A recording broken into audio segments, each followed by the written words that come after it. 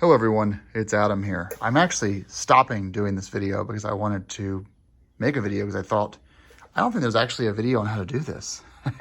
And so we're gonna replace the air filter on an R18 Boxer. They're all the same.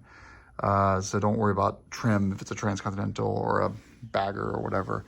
So you're gonna take a T20 and you're gonna remove the two bolts that are holding on your 1800cc motor label. They're torqued to like 8 Newton meters. They're so easy to get loosened up. So crack those open. Then you have a T30 and you've got two bolts here and here. So you're gonna take those and you're gonna crack those open and unscrew those. And then I will show you the next step here in a second. By the way, it really helps if you have this cool Wera bendy tool. So I've got a T30 bit down there. Look at that.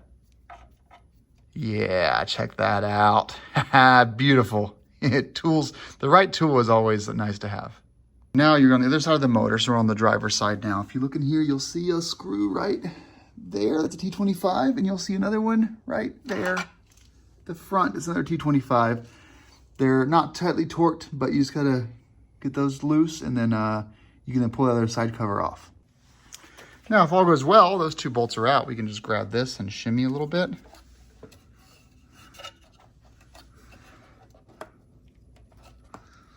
Might be a two-handed operation. So what I did was I put two thumbs into this hole here, and I lifted up, and this just came loose in that direction. And now I can take this, it is metal, pull that out gently, not to hit the chrome at all. Put that off to the side.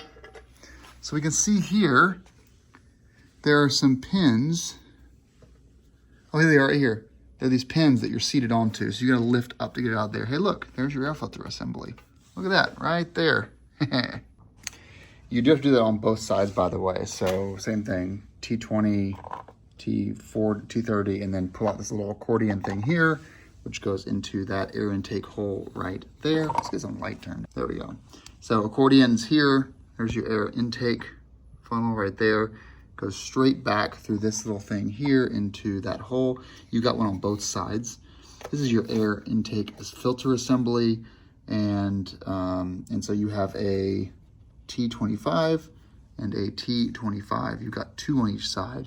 You got to unhook both of those. And given the angle and the clearance, you're pretty much gonna have to grab an L key and just, listen to some tunes and just slowly turn quarter turns for a while. There's really no other way to do this unless you remove the fuel tank, which is a lot of work. So let's just, let's do it the L key way. Pretty cool to see the engine in this angle though. There's your R18 fully exposed for an air filter, and it's a pain in the butt. I think if this looks great, I'm not gonna be doing this every 6,000 miles. I'm definitely gonna wait for the 18,000 mile service to do this thing again.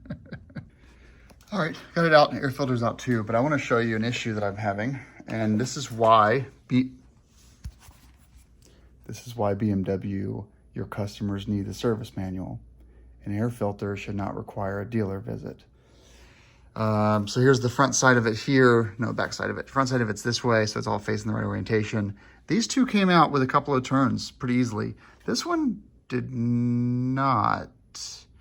Took about 12 turns, and I flipped it over and found that these are supposed to stay in the body, and they did not.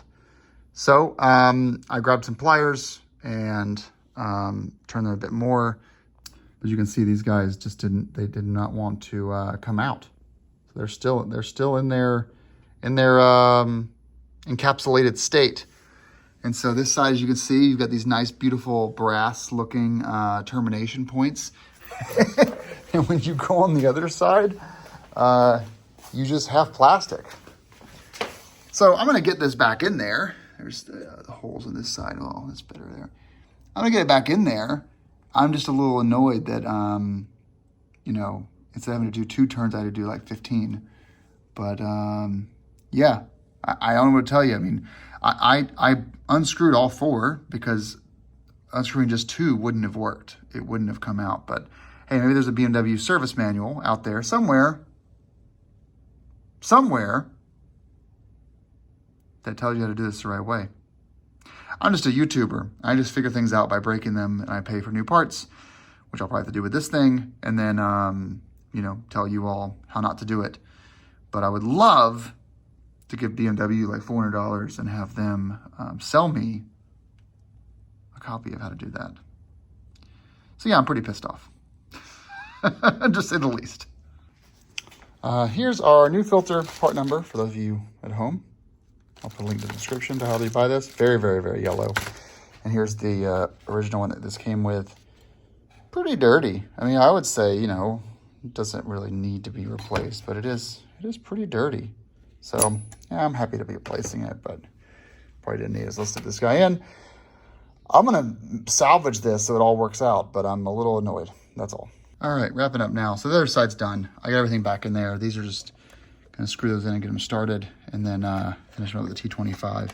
But yeah, the other side, you know, it all went out together. Just don't over torque the other side because you're gonna be encapsulating into plastic, and so you don't wanna over torque that. So, oh well. Other side's also reassembled, so I found the side piece down here, put it on, make sure it lined up with those two pins, make sure it lined up with those two holes up top. There's one there, and there's one toward the back.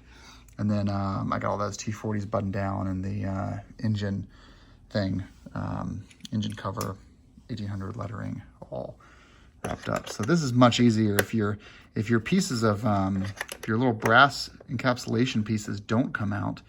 This will be a much easier job for you.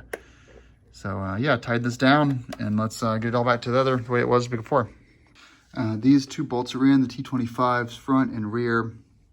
I put a smidge of thread locker on there, a tiny, like one thread, got a little bit of blue on there, but they didn't come with it, so you probably shouldn't use any. But tighten that up to hand tight, and a little quarter inch more than hand tight, and then you really can't get much torque in there anyway, and they'll stay put. Let's get these T40s down, T20s down, then we can do the other side.